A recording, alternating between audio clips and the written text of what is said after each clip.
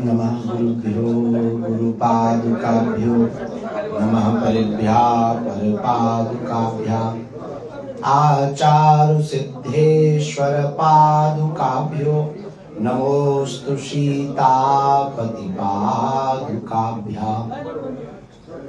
राम न मारे काहू को पापी नहीं है राम, आपों से मर जाते हैं कर कर खोटे काम। श्री राम जय जय राम, श्री राम जय जय राम। बोलो रामचंद्र भगवान की जय, गौ माता की जय, भारत भूमि की जय, छत्रपति वीर शिवाजी महाराज की जय, संत एकनाथ भगवान की जय, श्री सीताराम नाम भगवान की जय, गौ माता की जय, संभाजी नगर के पागलों की जय, छत्रपति संभाजी नगर के पागलों की जय, आज की प्रेस वार्ता की जय, नारद जी की भूमिका निभाने वाले सभी पत्रकार बंधुओं की जय। श्री सीताराम। हरि शरणम हरि शरणम हरि शरणम। हमको जो है 2:30 बजे का बोला था कि आपको 2:30 बजे आना है, तो हम तो 10 मिनट पहले ही रेडी हो गए थे। फिर हमें पता लगा कि आप लोग 1:30-2 बजे आ गए हैं। तो हमने कहा पूर्व में चल करके आपके समक्ष जो भी आपके भाव व्यक्त हों, मन में भाव विचार उद्भव हो गए ईश्वर प्रेरणा से, आप अपने प्रश्नों को रख सकते हैं। हम अपनी गुरु कृपा से जो भी हमें प्रति उत्तर समझ में आवेगा। हमारा सौभाग्य है, भगवान हनुमान जी की बड़ी करुण कृपा है, डॉक्टर साहब के निमित्त कारण से संपूर्ण छत्रपति संभाजी नगर के लोगों की भावनाओं के कारण से हमें प्रथम बार इस छत्रपति संभाजी नगर में आने का सौभाग्य प्राप्त हुआ है। 3 दिन तक हम भगवत चर्चा करके आप सबको सनातन के प्रति जागरूक करने के लिए, सनातनीय एकता के लिए एवं सनातन के प्रचार के लिए जिस यात्रा के लिए हम देश और विदेश में घूम रहे हैं, उस कार्य को संपन्न करेंगे। निश्चित रूप से भगवान इस कार्य को निर्विघ्न संपन्न करवाएंगे और इसी मध्य में आप लोगों के दर्शन हो रहे हैं। ये हमारा सौभाग्य और भगवान की कृपा।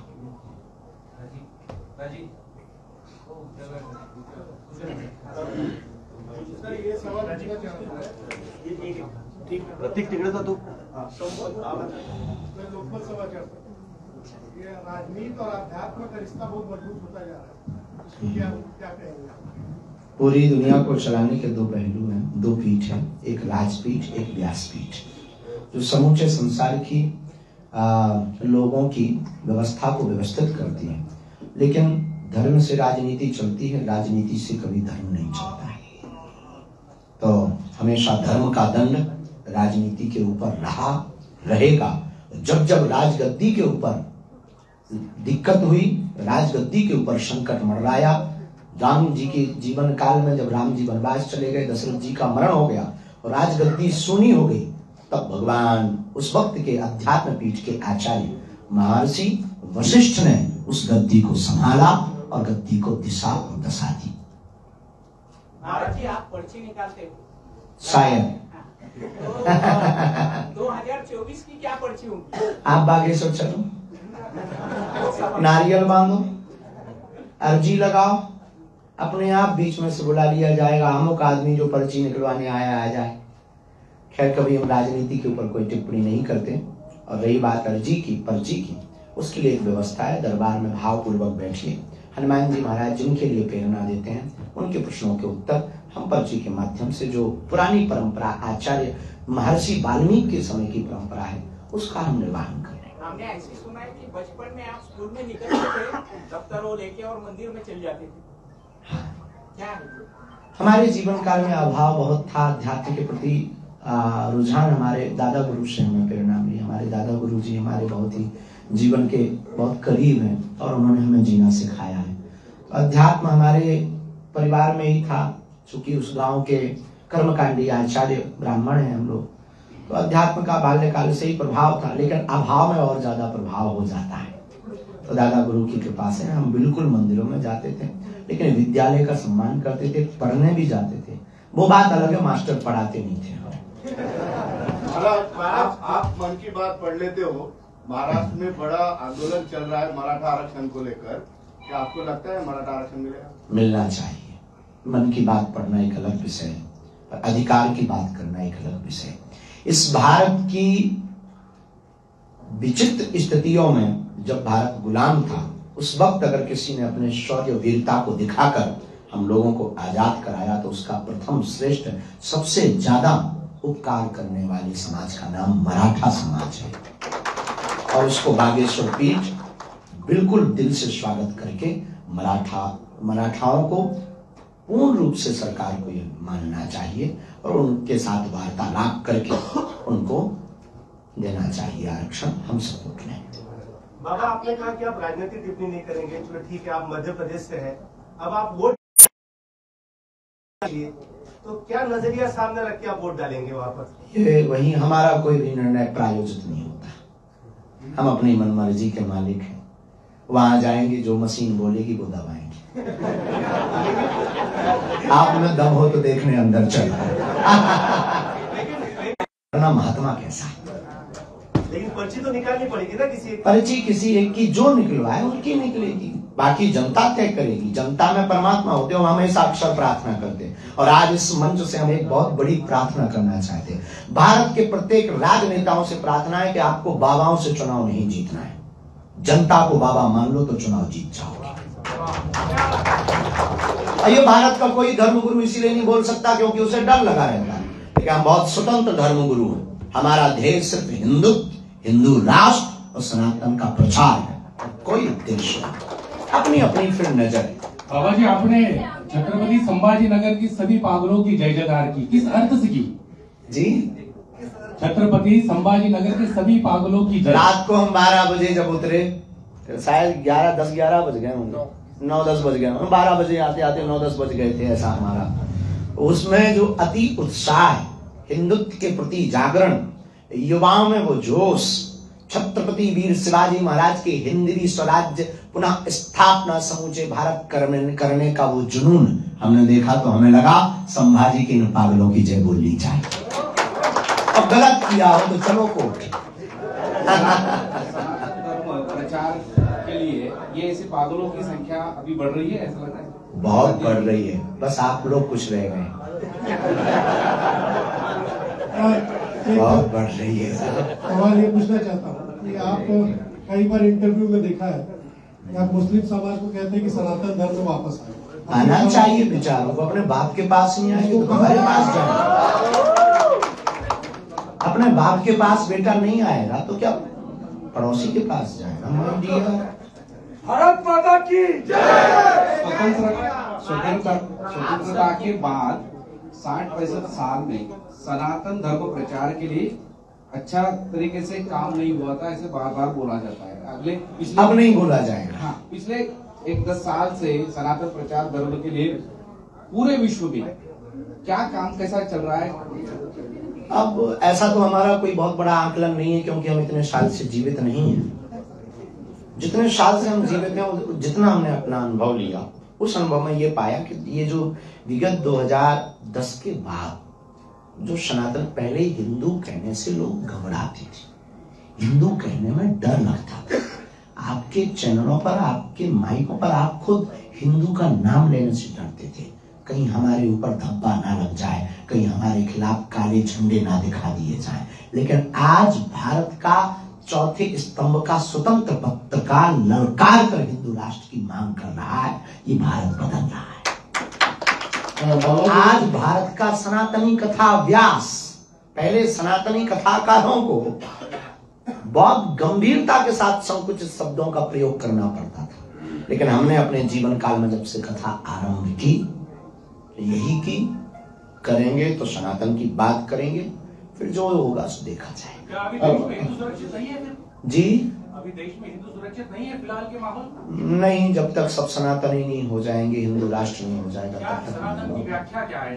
सनातन की व्याख्या है विश्व में शांति, सनातन की व्याख्या है सामाजिक समरसता, सनातन की व्याख्या है हिंदुओं में एकता, सनातन की व्याख्या है रामचरितमानस को ना जलाया जाए, सनातन की व्याख्या है हमारी हिंदुओं की बहन बेटियों को साक्षी जैसा हाल ना किया जाए, सनातन की व्याख्या है सब प्रेम पूर्वक रहे, सनातन की व्याख्या है राष्ट्र धर्म सर्वोपरि रहे, सनातन की व्याख्या है विश्व में शांति हो, सनातन की व्याख्या है सब संतों का सम्मान हो, पालकर जैसे संतों की हत्या ना हो। तो फिर संत तुकाराम के बारे में आपका जो हमने संत तुकाराम के भाव में किसी पुस्तक के बारे से विचार प्यार प्रयोग करके कहा था, लेकिन उसके लिए खंडन भी तत्क्षण किया था, वो पूर्व में वीडियो के द्वारा कर चुके हैं।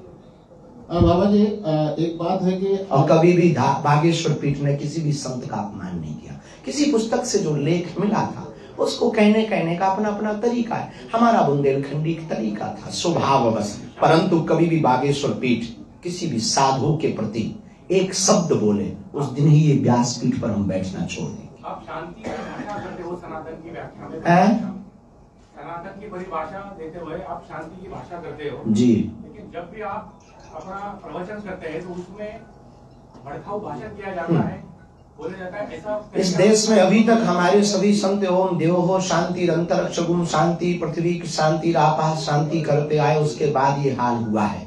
इसलिए हमें लगा इस देश में अब देव हो क्रांति अंतरिक्ष गुम क्रांति की आवश्यकता।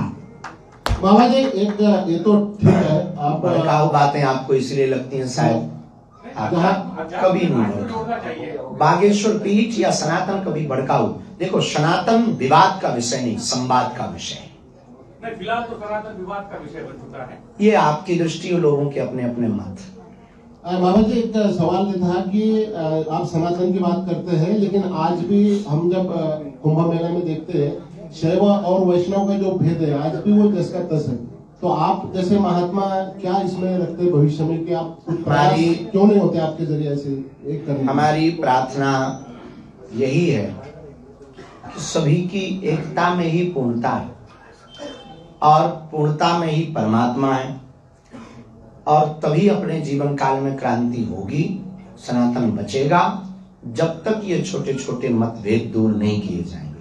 शैव और वैष्णव पर तो हम कुछ नहीं कह सकते, ऐसे अनेक जगहों पर देखा जाता, जातिवादी भी देखा जाता, अनेक मंचों पर छोटे छोटे मतभेद बने हुए, लेकिन बागेश्वर बालाजी की प्रेरणा से हम अनवरत प्रयासरत हैं सबको एक किया जाए। इसके लिए हम अपने जीवन के अंतिम क्षण तक प्रयास करते रहेंगे। आप सनातन धर्म के प्रचार और प्रसार के लिए लगातार घूम रहे हैं, आप हिंदू राष्ट्र की बात कर रहे हैं, तो फिर 2024 में आप लोकसभा चुनाव क्यों नहीं लड़ेंगे? चुनाव लड़ने से हिंदू राष्ट्र नहीं बनना। चुनाव लड़ने से अगर हिंदू राष्ट्र बने तो आप ये गारंटी लो तो हम लड़ जाएंगे। चुनाव लड़ने से हिंदू राष्ट्र नहीं बनना है, लोगों के विचार परिवर्तन से हिंदू राष्ट्र बनना है, हिंदुओं की जागृति से हिंदू राष्ट्र बनना है, हिंदुओं की एकता से हिंदू राष्ट्र बनना है। इसलिए चुनाव से हिंदू राष्ट्र नहीं। तो 2024 में आप चुनाव नहीं लड़ेंगे, लेकिन जो हिंदू उन सभी का प्रचार करेंगे। हम प्रचार किसी का नहीं करेंगे, हम तो सिर्फ हिंदुओं को जगाएंगे, न किसी पार्टी का न किसी व्यक्ति विशेष का। जो स्वभावश कथा मानने आए, आप आओ हम आपकी कथा करेंगे, आप आओ हम आपकी कथा करेंगे। हम हर पार्टी की कथा करते हैं, हम कथा के माध्यम से हिंदुओं से जुड़ने का हमें मौका मिलता है, अपनी बात रखने का कहने का एक समय प्राप्त होता है, और उसके जरिए हम अपने संकल्प को पूर्ण कर पाए। जैसे कथा आपकी होती है, आपने कहा सनातन धर्म के प्रचार के लिए आप कथा करते हो हर जगह पे, लेकिन सबसे ज्यादा आपको पहचाना जाता है आपकी पर्ची की वजह से। जैसे पंडित मिश्रा जी को उनकी रुद्राक्षी की वजह से पहचाना जाता है, आपको पर्ची की वजह से पहचाना जाता। तो ये पर्ची का चमत्कार है, इस वजह से आप इतने ज्यादा फेमस हो गए हो और लोग आपके पीछे दौड़ रहे हैं, ये सवाल मुझे पूछना है। ईश्वर की कृपा है, हनुमान जी की दया है। फेमस वन नाइट स्टार इस देश में बहुत लोग बने, लेकिन आज वो चमके थे। और सोशल मीडिया के जमाने में फेमस होना बड़ी बात नहीं है, टिके रहना बहुत बड़ी बात है। और आपके मटेरियल में दम होगा तभी टिकोगे, और जो सत्य की बात बोलेगा इस देश में वही टिकेगा। और हमें लगता है कि पर्ची महत्वपूर्ण नहीं है हमारे लिए, कथा महत्वपूर्ण नहीं हमारे लिए। सनातन की बात जो हम कर रहे हैं उस कारण से लोग जुड़ रहे हैं और जाग रहे हैं, और ईश्वर करे ये हम मरते दम तक ना छोड़ें। सर, मध्य प्रदेश की पर्ची कब निकाल रहे हैं आप? सभी लोग पत्रकार जानना चाहते हैं। आप लोग जानबूझ करके लौट फिर करके केवल चुनाव पर क्यों आते महाराज? उसके अलावा भी देश में कई मुद्दे, हम कभी चुनाव पर बोलते नहीं दर्शक। हमने एक अपने आप में ही एक अनुबंध कर रखा है कि हम किसी भी पॉलिटिक्स पर और किसी भी राजनेता पर कोई टिप्पणी नहीं करेंगे। महाराज, सबके मन की बात है, आप शादी कब करते हो? ये हमारे मन की है कि आपके मन की? जब होगी बड़े शोर शराबा से होगी। ये बहुत घिसा पिटा पुराना क्वेश्चन है और इस पर बहुत बार प्रत्युत्तर दे चुके हैं। और शादी के लड्डू जिसने नहीं खाए वो भी रो रहा है, जिसने खा लिए वो भी रो रहा है। तो माता पिता गुरु, ये तो विनोद की बात थी, हंसी की बात थी। माता पिता गुरु की आज्ञा से हम बहुत ही जल्दी शादी के बंधन में बनेंगे। पिछले कुछ दिनों से अंधश्रद्धा निर्मूलन समिति जो है वो आपको चैलेंज कर रही है, लेकिन आप उसके बारे में कुछ ज्यादा उनका चैलेंज स्वीकारने की बात नहीं कर रहे। भगवान हमने खूब स्वीकार किया, यहाँ भी थे, यहाँ तक तो हमारे पास अभी तक चैलेंज के बारे में शायद वो अपनी मीडिया से बोलते हैं, हमसे तो कोई डायरेक्ट वार्तालाप नहीं होगा। हम स्वीकार करके यहाँ बैठे हैं। महाराष्ट्र की ही अंधश्रद्धा उन्मूलन समिति है, हम महाराष्ट्र की ही धरती पर बैठे हैं, उन्हें हमारे पास आना चाहिए। हम मध्य प्रदेश से चलकर यहाँ आ गए, वो यहाँ कहीं आसपास जहाँ भी आ सकते हैं। हम कभी भी किसी भी चीज से भागे नहीं, क्योंकि हमारे पास जो है हम वो बोलेंगे, जो नहीं है साफ मना कर देंगे। हम ईश्वर नहीं है, लेकिन जो हमारे पास है हम वो प्रस्तुत करेंगे, उसको मरते दम तक बोलते रहेंगे। जो हम पे गुरु की कृपा है उन्हें आना चाहिए। I accept it my dear. और अगर आप इसके रूप में वो बन सको मेडिटेटर, और उसको एक कहते हैं डाकघर या फिर दूतवाहक, दूत बन सको तो आई नो। हमने कभी किसी चीज को मना नहीं किया, कोई आया नहीं। अब अपने प्लेटफॉर्म से कोई बोल दे, अब जैसे हम यहाँ बैठे, अब यहाँ जाने के बाद और फिर प्रेस कॉन्फ्रेंस करे, अरे मेरा स्वीकार नहीं किया चैलेंज, ये वो, ये तो मूर्खतापूर्ण बात है। हम नागपुर भी रहे, हम मुंबई भी रहे, दो बार मुंबई भी रहे। हमारे पास आज तक कोई नहीं आया, ना कोई कागज आया, ना कोई व्यक्ति आया, ना कोई। फिर ऐसे वार्तालाप करने से, मीडियाबाजी करने से हमें लगता है ये टीआरपी कमाने के तरीके। इन दिनों में उन्हें आना चाहिए आपके पास? बिल्कुल आना चाहिए। हम बैठे हैं साहब, हम तो मुंबई भी बैठे रहे, नागपुर में भी हम 7 दिन रहे, उन्हें आना चाहिए। अगर उनकी कोई दिक्कत है, भाई आपको पेट में दर्द है, हमारे पास गोली, डॉक्टर के पास गोली। आपको हमसे दिक्कत है तो हम इसका उत्तर हम ही देंगे, मीडिया नहीं देगी। वो तुम्हारे पास हमारा उत्तर पाने चले जाए, मूर्खता है। या तुम्हारा उत्तर हमारे पास पाने आवे, मूर्खता है। हमारे पास हमारा प्रश्न का उत्तर हमसे मिलेगा, मीडिया से नहीं मिलेगा। आप आइए, दरवाजा खुला है, खुला ही रहेगा तुम्हारे लिए। 21 लाख रुपए का आपको चैलेंज किया है कि आप उनके साथ। भगवान, पैसों पे तो हमारे भगवान कभी बिकते नहीं। हमारी तुलना के भी दे दो तब भी हम तुम्हारी सुनेंगे भी नहीं, क्योंकि हनुमान बिकाऊ नहीं है। हनुमान जी तो स्वीकार के विषय। बाबा जी, आप कहते हैं कि किसी बाबा के सहारे इलेक्शन नहीं जीतना चाहिए, लेकिन आपके भक्तगणों में बहुत ज्यादा पॉलिटिशियन है। वो अपनी अपनी श्रद्धा है, आप बन जाओ। और हमें लगता है हमने सभी प्रश्नों के उत्तर दे दिए। मी सगळ्यांचे खूप खूप आभार मानतो, कारण 3 वाजता बाबाजींना जायचं में भी जाना। बहुत साधुवाद, धन्यवाद। तुम्ही झाले 4 प्रश्न विचारले। लोकशाही मराठी ऐका, पहा, जागरूक रहा।